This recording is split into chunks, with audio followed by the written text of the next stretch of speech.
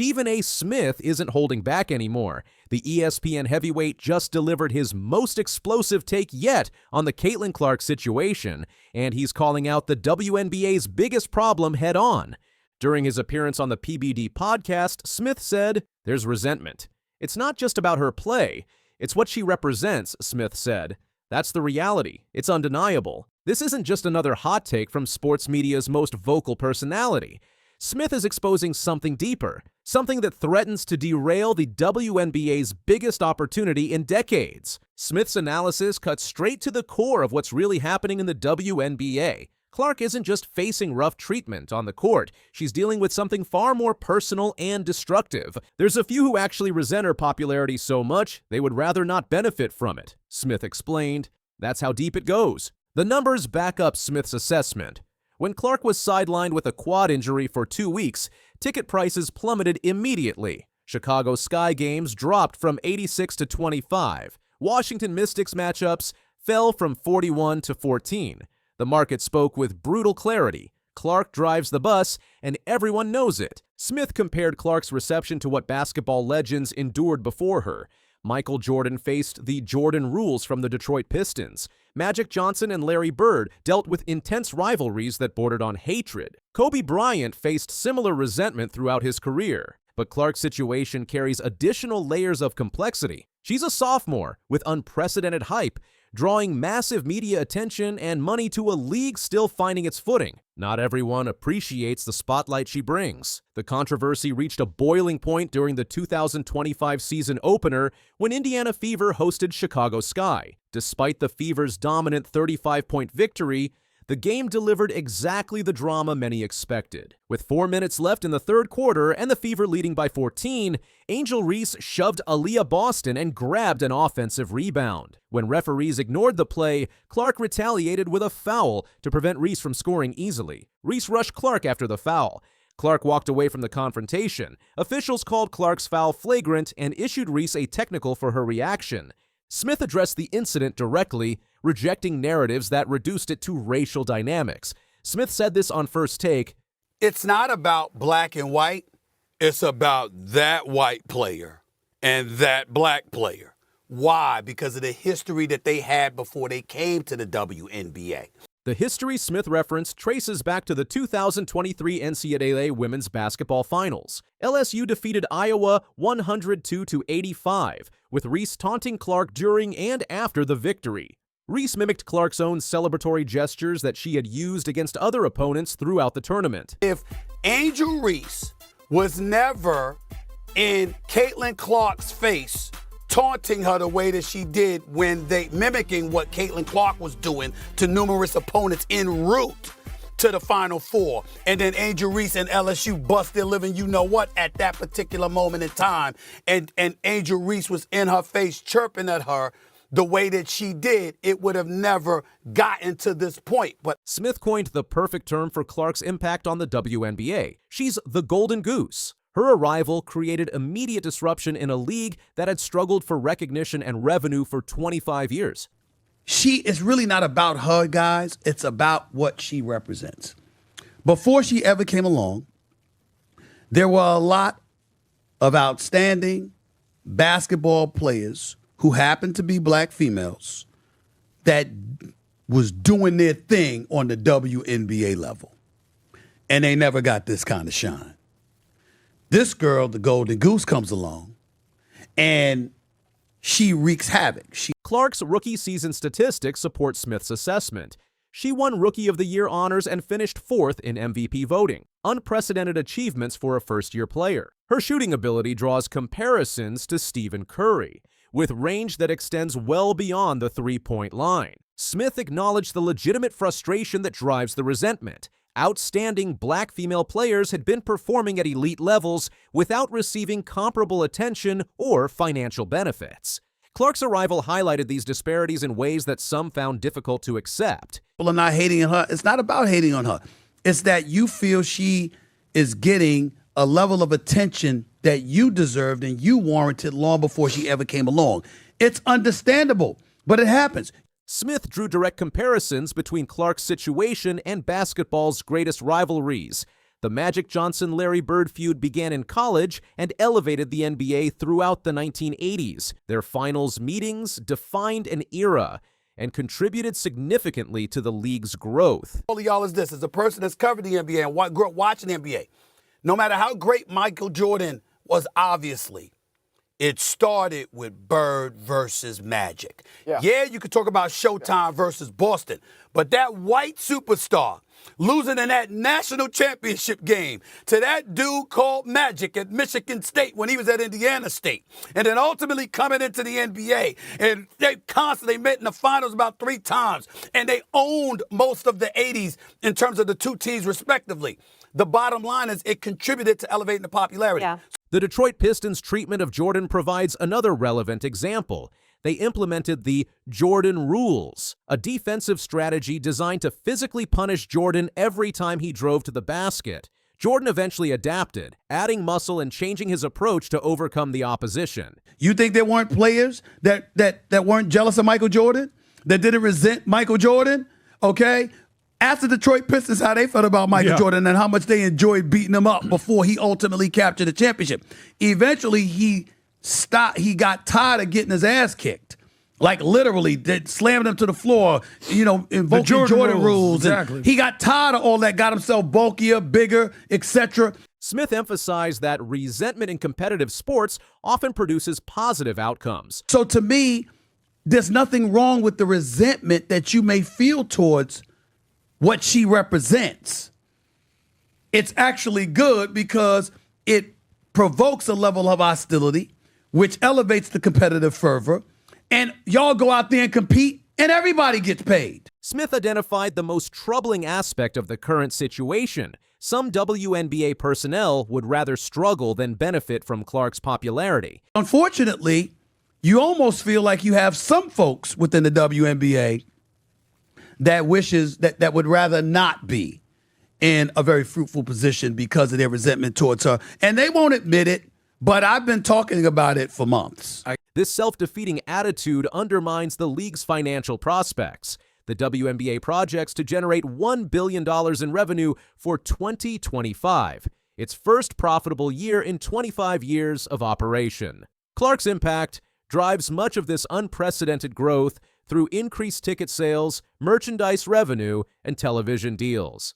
Brittany Griner's complaints about increased fan attendance exemplify the problematic mindsets Smith criticized. I am so sick and tired of the WNBA. It used to be a peaceful, small little thing. Now there's crowds screaming, hollering.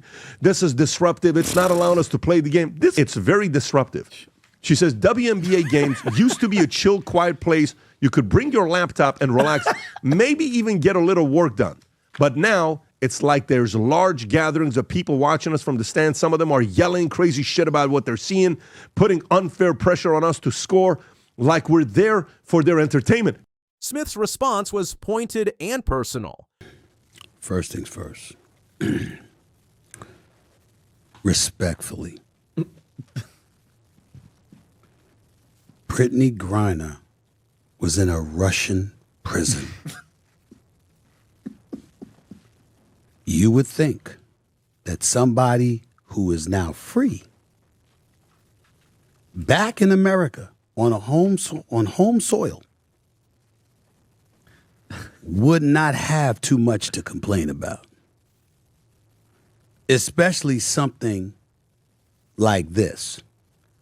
Fans in every sport. She described the fans. Yeah.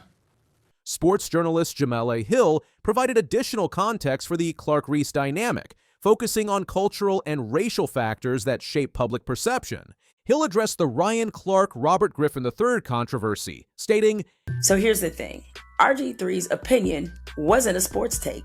He doesn't know Angel Reese. He doesn't talk to Angel Reese. He doesn't know Caitlin Clark either. His observation that Angel Reese hates Caitlin Clark isn't about sports, but about something he senses is more personal. Hill explained the deeper cultural issues at play. Angel Reese's very existence rubs a lot of people the wrong way. No one knows for sure how she feels about Caitlin Clark, but what we do know from Angel Reese's own public comments is that she feels a way that she isn't given more credit for how she also has added to the popularity of women's basketball in this moment.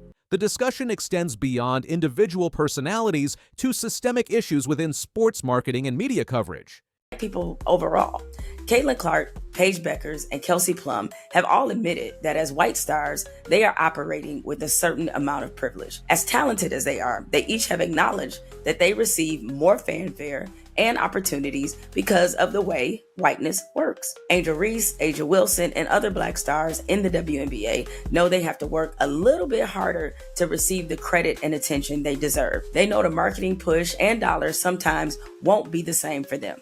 They know their actions will be judged differently, and they are under a different type of scrutiny. I thought she got fouled. I think it's pretty egregious what's been happening to us the last few games. Well, you want to make Sabrina dribble into her shots if possible. Mitchell gets behind. Low. Clark has to get open. 1 second left. Clark doesn't get the shot off. A 2-point game, a missed foul, a furious coach. What really happened in the final seconds that left Caitlin Clark and the Indiana Fever robbed of a victory?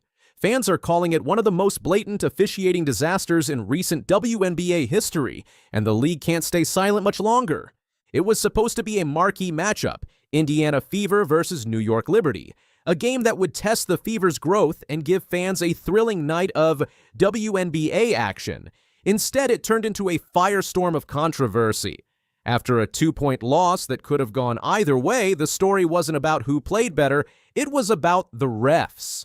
In this deep dive, we're breaking down everything: the missed calls, the emotional fallout, the coach's explosive reaction, and what this game means for Caitlin Clark, Aaliyah Boston, and the entire Indiana franchise going forward. From the opening tip, something felt off. The Fever came out strong, ready to compete with the defending champs. Aaliyah Boston was a force inside, 27 points and 13 rebounds. Lexi Hull, starting for the first time this season, dropped 15 crucial points. Caitlin Clark dished 10 assists while pouring in 18 points of her own. They were in it. They led by 12 points in the fourth. They outscored Liberty by 17 in the third quarter. This wasn't just a strong performance, it was elite. It was proof the Fever could play championship-level basketball. But the whistles told a different story. Liberty attempted 32 free throws. The Fever, just 15.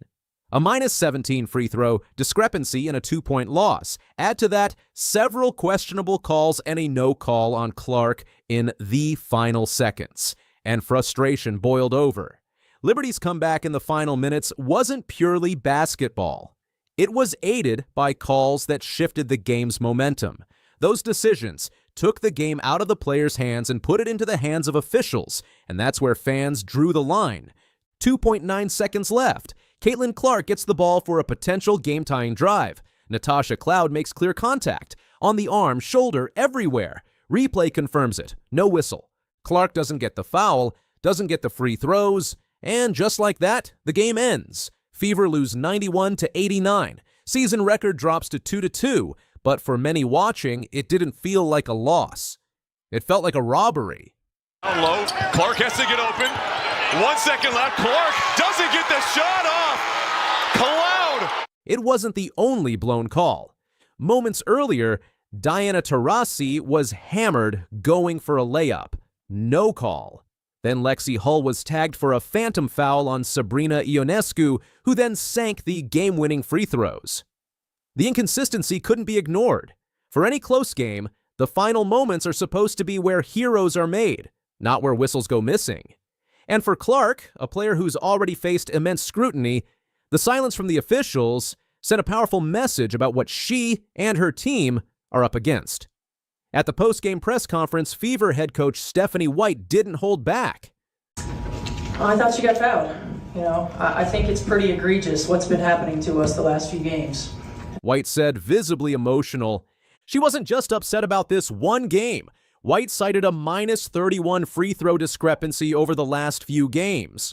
"We're not just chucking threes, we're attacking the rim," she said. "The disrespect right now for our team has been pretty unbelievable." White didn't stop there. She took aim at the league's review system. "There's a system to communicate grievances," she explained, "but I don't know that I ever feel like the system works." It was a bold statement, a direct challenge to the WNBA's integrity. A -31 free throw discrepancy. And I might be able to understand it if we were just chucking threes, but we're not. We're attacking the rim. And the disrespect right now for our team has been pretty unbelievable. So it's disappointing. Her comments weren't just heat-of-the-moment frustration. They were the culmination of mounting frustration that had built over several games. The tone, the clarity, and the courage behind her words resonated with fans who felt the same anger. While White voiced her frustrations, Clark remained composed, but her on-court actions said everything. Every drive was met with contact. Every step off a screen involved physicality. She played through it and still posted a double-double. After the game, she acknowledged the inconsistency. Feels like every game we've really only put 2 quarters together. We need to find a way to put 4 good quarters on the floor, she said. Despite the no call and the loss, Clark's leadership was evident. She didn't lash out. She didn't blame the refs. She focused on what the team could control. That mindset, it's what future champions are made of, and make no mistake, Clark's silence isn't weakness. It's strategic. She's leading by example, proving that maturity and focus matter even when the stakes feel unfair. That example is crucial for a young team still learning how to win. Use our reset timeout, ran it a little bit different, similar play to what we ran the other night when we played Atlanta here. I don't know, I have to go back and watch. I don't know. The Fever didn't crumble. They fought. They had every reason to fold, but didn't. That speaks volumes about the team's mental toughness. Boston's dominance, Hull's emergence, and Clark's resilience are all signs of a squad that's coming together at the right time. And that adversity, it might be exactly what they need. Teams that win titles almost always go through early season struggles. This controversial loss might be the spark that unites the Fever in a way no win could. Clark noted they were just 2 possessions from being 4-0. She's not wrong. Despite the officiating, they've been within striking distance of perfection. That alone shows how dangerous this team can become. When you mix talent with adversity, you get a team with grit. That's what separates contenders from champions. The Fever are learning that the hard way, but that's often the most powerful path. Fans weren't quiet. Social media exploded. Clips of the no calls went viral. Analysts called out the league. Even neutral fans admitted the discrepancy was glaring. The WNBA now finds itself in the hot seat. Calls for accountability are louder than ever. Whether the league responds remains to be seen, but one thing's clear. The fans are watching. This isn't just about Indiana. It's about fairness, about growth, about making sure the league's brightest stars are protected and respected. Because if not, the credibility of every close game comes into question. And fans? They're not going anywhere. This moment has created a wave of unity around the Fever and around justice in the game. That bond is powerful, and it will only grow stronger with every obstacle the team faces. This game may go down as a turning point, not because of the outcome, but because of the outrage it sparked. Stephanie White's press conference will be remembered as the moment a coach finally said what many were afraid to say. Screening action down low. Clark has to get open. 1 second left. Clark doesn't get the shot off. Cloud locks her up. And for the WNBA, it's a wake-up call. Inconsistent officiating can't be brushed aside, especially in a league trying to grow its viewership and star power. Fans want drama, but they want it on the court, not from the refs. If the league listens, really listens, this moment could lead to reforms that strengthen the game's integrity. But if they don't, they risk alienating the very people who care the most. In the end, this wasn't just a loss. It was a test. And if this is how the Fever respond to adversity, by rallying together, fighting harder, and demanding better, then they're well on their way to becoming a championship team. The officials may have tried to steal this one, but what they really did was ignite a fire. The Indiana Fever are coming, and now the entire league is on notice. What do you think? Was this one of the worst officiated games you've seen? Are the Fever being disrespected by the league? Drop your thoughts in the comments, subscribe for more in-depth WNBA content, and turn on notifications so you never miss a breakdown like this. Because in this league, every point and every whistle matters. Caitlin Clark all night tonight. Are you talking about my high school experience? Clark connects! Here comes Clark in transition. Clark, pull up three. You bet!